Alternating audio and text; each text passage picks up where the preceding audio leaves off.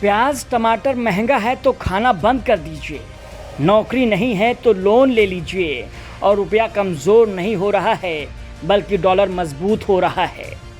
अब गिरते हुए रुपए और मजबूत होते डॉलर से आपकी सेहत पर असर क्या पड़ने वाला है, इसे हम आगे बतलाएंगे, लेकिन उससे पहले ज़रा देश के वित्त मंत्री को सुन लीजिए, जिन्हें रुपए की गिरती असमत से कोई फर्क नहीं पड़ता। यह जवाब इसलिए भी खास हो जाता है क्योंकि यह जवाब देश के वित्त मंत्री की जुबान से निकला है और दूसरा अंतर्राष्ट्रीय मंच पर अमेरिका के वॉशिंगटन डीसी में विदेशी पत्रकार के सवाल पर दिया गया है। Thank you so much for doing this, ma'am. Just earlier this week, the Indian rupee traded a bit weaker as geopolitical tensions continue to build up. What is your assessment of the challenges that the rupee could see in the days ahead, and what measures are being taken to tackle the slippery slide? First of all, I would look at it as not rupee sliding. I will look at it as dollar strengthening incessantly. So obviously all other currencies are performing against a strengthening dollar.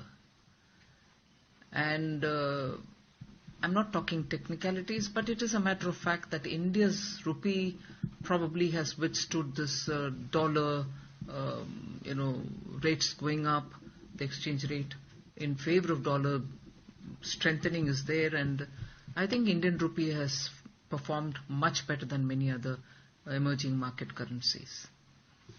But I think the efforts are by the RBI more towards maintaining a certain, more towards seeing that there are not too much of volatility. It is not to intervene in the market to fix the value of rupee. So containing the volatility is the only exercise that RBI is involved in. And I've said this before, the rupee will find its own level. एक सवाल पर वित्त मंत्री का ये अंग्रेजी में जवाब देश और देश के करोड़ों लोगों के मुंह पर तमाचा है। देश के कमजोर होते आर्थिक ढांचे में बस एक और पन्ना जोड़ लीजिए। बेरोजगारी, वर्ल्ड हंगर इंडेक्स में 121 देशों की सूची में भारत का 107वें स्थान पर होना, भुखमरी के मामले में पाकिस्तान जैसे मुल्क से भी पीछे होना, महंगाई, भारतीय मुद्रा की गिरती असमत, दरअसल इन सब से सरकार और उनके मंत्रियों को कोई फर्क पड़ता नजर नहीं आता। फर्क पड़ता तो ऐसा गैर जिम्मेदाराना जवाब देने से पहले 20 बार वो सोचती, लेकिन अफसोस कि जब मुल्क के 70% हिस्से में भाजपा का शासन हो और केंद्र में मजबूती के साथ विराजमान और उस पर देश की मेन स्ट्रीम मीडिया की चुप्पी, तो फिर डर काहे का। अमेरिका में निर्मला सीतारमण से पूछा गया था कि आने वाले दिनों में वो रुपए की आबरू को बचाने के लिए क्या कदम उठाएंगी, लेकिन दोस्तों रुपया तब उठाती जब उन्हें इसके गिरने का एहसास होता। फाइनेंस मिनिस्टर का यह बयान ऐसे वक्त पर आया है जब डॉलर के मुकाबले रुपया अपने सर्वकालिक निचले स्तर पर बना हुआ है। $1 की कीमत 82.32 रुपया है। ये तब है जब कच्चे तेल की कीमतों में लगातार गिरावट आ रही है। अब ये भी जान लीजिए कि डॉलर के मुकाबले रुपए के लगातार गिरने के आखिर मुख्य कारण क्या हैं। दरअसल पूरी दुनिया इस वक्त मंदी का आर्थिक जोखिम झेल रही है। अमेरिका आधिकारिक तौर पर मंदी की चपेट में आ चुका है। ब्रिटेन समेत कई देशों की अर्थव्यवस्थाएं गिरने के मुहाने पर है। निवेशक मंदी के डर से बाजार से पैसे निकाल रहे हैं। सेफ एंड सिक्योर इन्वेस्टमेंट के तौर पर वो डॉलर खरीद रहे हैं। अमेरिकी डॉलर पिछले 20 सालों के इतिहास में सबसे ऊंचे स्थान पर है। इसी वजह से लंबे अरसे बाद डॉलर की वैल्यू यूरो से भी ज़्यादा हो गई है। यूरो वही मुद्रा है जो अमेरिकी डॉलर से ज़्यादा मजबूत हुआ करती थी। इन सब के बीच दोस्तों आपका ये जानना भी बेहद ज़रूरी है कि आखिर रुपया गिरने से हमारी आपकी सेहत पर क्या और किस तरीके का असर पड़ने वाला है।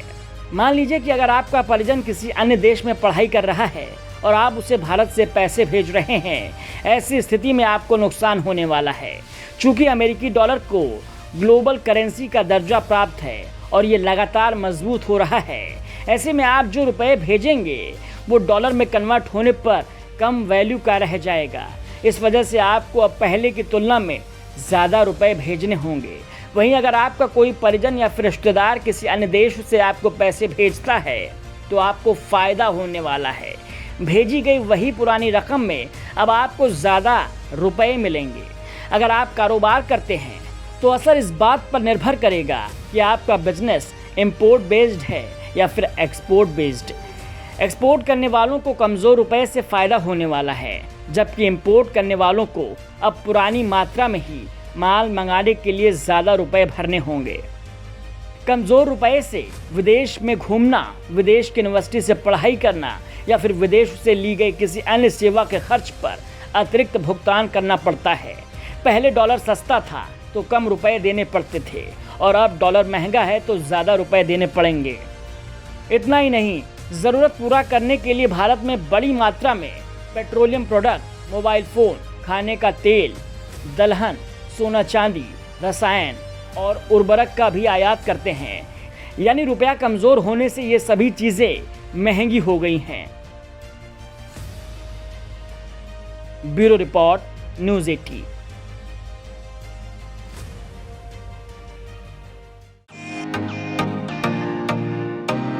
फेसबुक और यूट्यूब के बाद अब आपका पसंदीदा चैनल न्यूज़ 18 डेली हंट पर भी फॉलो करें।